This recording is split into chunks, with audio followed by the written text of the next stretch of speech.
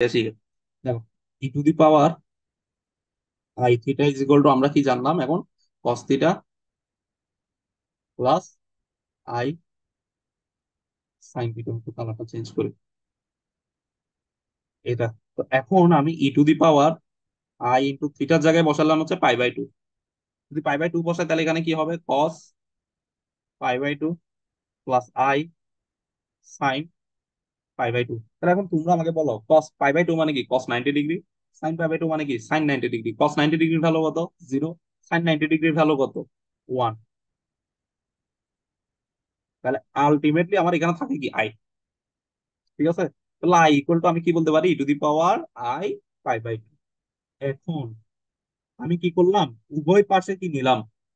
পাওয়ারে আই নিলাম। উভয় পাশে পাওয়ার আই নিলাম। যদি পাওয়ার আই নিই তাহলে E to the power I pi by two, এখানেও নিলাম I.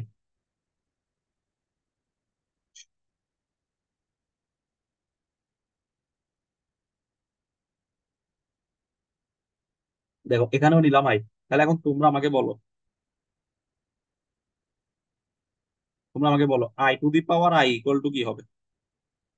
I to the power I is equal two, দেখো এই আই আর আই গুণ করলে কি হয়ে যাবে? আই স্কোয়ার হয়ে যাবে না?